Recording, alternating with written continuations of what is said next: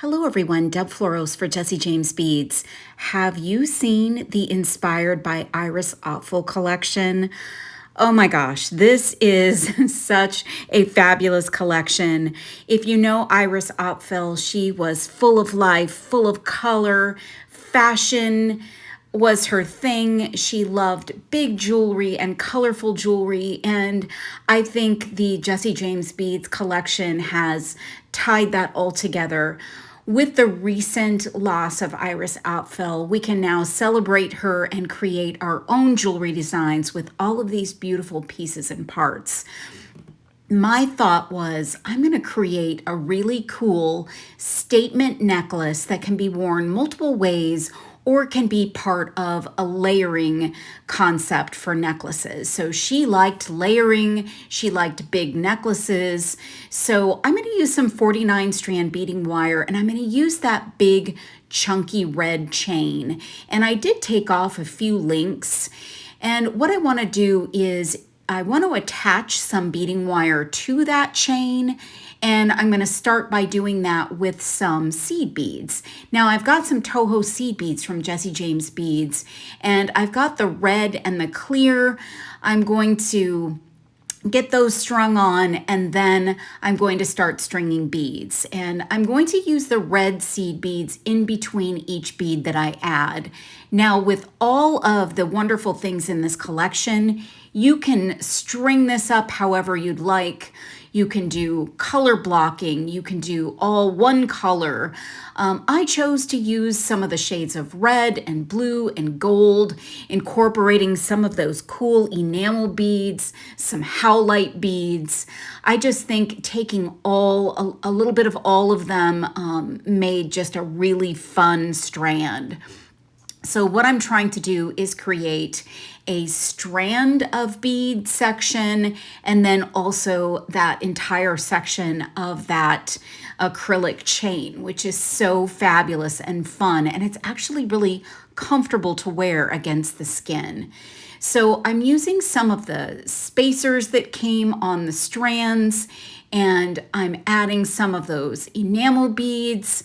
I've got some crystals, all of the beautiful things. There's some ceramic, and then there's these bead frames, and there's actually a bead in the bead frame when you pull it off the strand. I decided I'm going to add some seed beads in there to create that continuity of the seed beads that's going throughout this stranded piece. And I put on 3 just to road test to see if they fit in there. And actually, I think I can fit one more. So I'm going to put that one more on, and then holding on to those beads and the bead frame, I'm going to pull my wire down and push it back up through the hole on the bead frame. That's a little tricky if you've never done that before, but I love the way that that looks.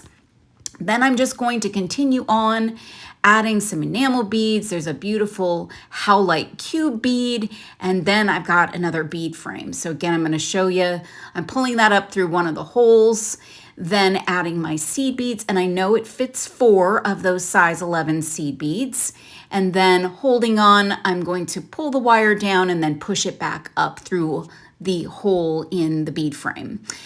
And so I'm just going to continue on and create the same pattern up the other side. You can decide on your own what part of that stranded piece is going to be your focal, what beads you want to be your focal, or maybe you just want a really abstract design. There's so much potential with these beads.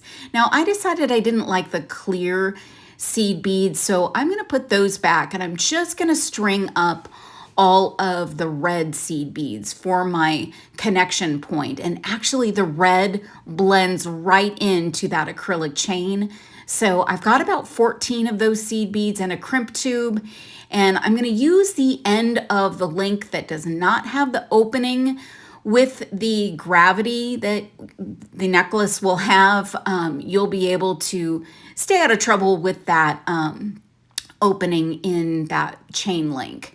So I'm going to go back down through my crimp tube and one bead, and I'm going to pull that little strand of seed beads tight. And you want a little bit of wiggle room. You don't want it to be really tight up against that link. And then you can crimp that down, and you've got a cool connection point that really just blends nicely. I'm going to do the same thing on the other side. I'm going to cut off my excess wire as well.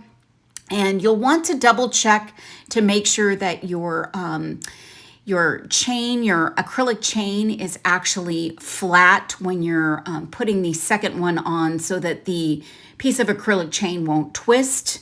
And then I just wanted to do a couple of other things. So I'm just going to add a little dangle from each of those connection points. So I'm going to use those silver and gold beads that are so cool.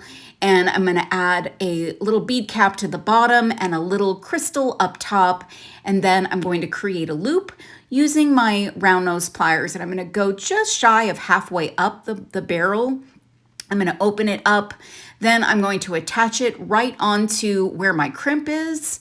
And then I'm going to grab some chain nose pliers, hold on to that loop, and wrap around to secure the whole piece. I'm going to do the same thing on the other side. And look, this necklace is so much fun. You can wear it both ways. You can wear the chain, the acrylic chain going down in the front, or the beaded section going down in the front. And guess what? You can double this up pretty cool. So you'll probably want to add a clasp in that case if you want to do some doubling up. So you can just use a seed bead loop and a lobster claw and attach to your wire. So this is a fun piece. I loved making this incredible fun layering or versatile necklace. You can find all of the new Inspired by Iris Apfel collection at jessiejamesbeads.com, and I hope you'll give this project a try. Thank you so much for watching.